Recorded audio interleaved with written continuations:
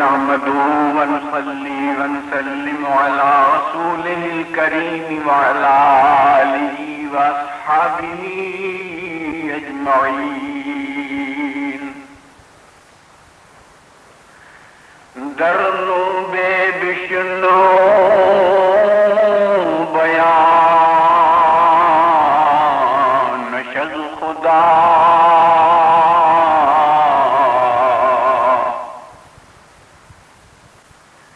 آیت اشفقن ان يحملنها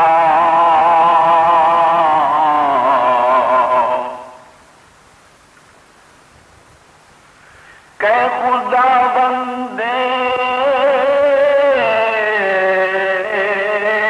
کریم بردبار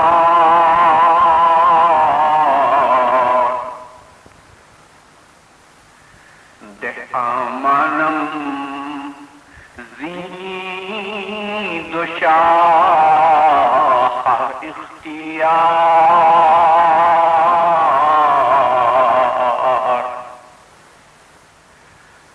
حضرت مولانا رومی سورہ انبیاء کی ایک آیت کی عارفانہ تفسیر فرما رہے ہیں. آیت یہ ہے: اِنَّا عَرَضْنَا الْأَمَانَةَ عَلَى السَّمَاوَاتِ وَالْأَرْضِ وَالْجِبَالِ فَأَبَيْنَ أَن يَحْمِلْنَهَا وَأَشْفَقْنَ مِنْهَا حَمَلَهَا الْإِنسَانُ إِنَّهُ كَانَ ظَلُومًا جَهُولًا. کہ ہم نے زمین و آسمان اور پہاڑوں پر امانت پیش کی تو وہ اس کو برداشت نہ کر سکے اور اس بات سے ڈر گئے تو انسان نے اس کو اٹھا لیا. بے شک وہ بڑا ظالم جاہل ہے. امانت کیا ہے؟ انکار کی کیا معنی ہے؟ انسان ظالم و جاہل کیوں ہے؟ بار امانت اٹھا لینے کا مطلب کیا ہے؟ دراصل یہ قرآنی بلاغت اور علم و حکمت کے اہم مسائل ہیں جس کی تفصیل کا یہ موقع نہیں. لفظ امانت کے معنی علماء نے بیان کیے ہیں اور صوفیہ علماء کے نزدیک امانت سے اللہ کی نیابت، شریعت اور احکام الہی کی اطاعت و بندگی ہے،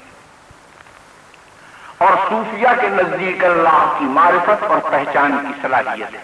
مولانا رومی فرماتے ہیں کہ امانت کا مطلب اختیار و ارادی کی قوت ہے جو اللہ نے انسان کو امانتاً عطا کی ہے. امانت پر تصرف کا حق نہیں ہوتا الا یہ کہ جس کی امانت ہو وہ جیسی اجازت ہے. جب انسان کو اختیار بطور امانت ملا ہے تو اس کی ذمہ داری ہے کہ وہ اپنے اختیار کو اللہ کے اختیار میں دے دے. اللہ نے انسان کے علاوہ زمین و آسمان اور پہاڑوں کو اختیار کی قوت نہیں بخشی. وہ سب غیر مختار ہیں، اس لیے معذور ہیں. اسی معذوری کو انکار سے تعبیر کرتے ہوئے فرمایا کہ وہ بار امانت کو نہ اٹھا سکے. انسان نے اس امانت کو اٹھا لیا اور اس بات کا اقرار کیا کہ اللہ کی طرف سے جو حکم ملے گا اس کی تعمیل میں اپنے اختیار کی قوت استعمال کروں گا.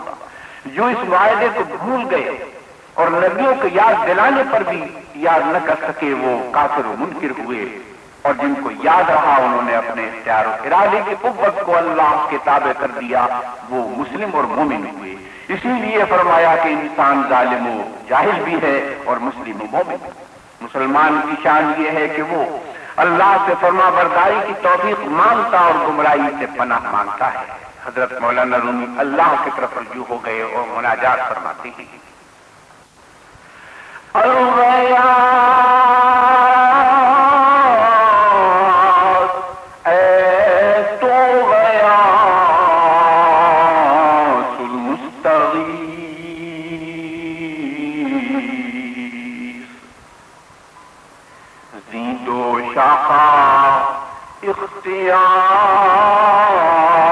اختیارات خبیث. اے وہ ذات جو فرما برداری کا درس بھی دیتی ہے، اس دوشاخہ ناپاک اختیارات سے پناہ دے دے. یعنی اے وہ ذات جو ہماری فریاد رس ہے، ہماری فریادوں کو سنتی ہے اور ہماری ہدایت کی راہ دکھلا دیتی ہے، ہمیں ناپاک اختیارات سے پناہ دے. کل پر جب نفس و شیطان کا تسلط ہو تو آدمی نفس کے اختیار میں پھنس کر اپنے آپ کو شیطان کے حوالے کر دیتا ہے، اور بڑے بڑے اللہ والے بھی دھوکہ کھا جاتے ہیں. اس لیے مولانا مناجات مشہور ہو گئے ہیں. فرماتے ہیں کہ میری کیا حقیقت، آسمان و زمین اور سینکڑوں شان و شکوہ کے باوجود اختیار کی امانت سے گریزاں ہو گئے، اور انسان کو یہ اختیار دیا گیا ہے. اے اللہ، تو اس اختیار کو صحیح طریقے پر اختیار کرنے کا قوت عطا فرما سکتا ہے. فرماتے ہیں کہ جذب یکراہ صراط مستقیم بہزو دو راہ تردد اے کریم مذہب بخشود ہے مذہب مکن. اے اللہ، یہ امتحان کب تک جاری رہے گا؟ مجھے شک و شبہ کی گمراہی سے نکال، یقین کا راستہ دکھا دے. 10 مذہبوں کے بجائے ایک راستے پر چلا دے. حضرت مولانا رومی اصحاب کہف کی مثال دے کر فرماتے ہیں کہ جو اللہ کے ہو جاتے ہیں، اللہ ان کو اپنے اختیار یعنی احکام کے تابع بنا لیتا ہے.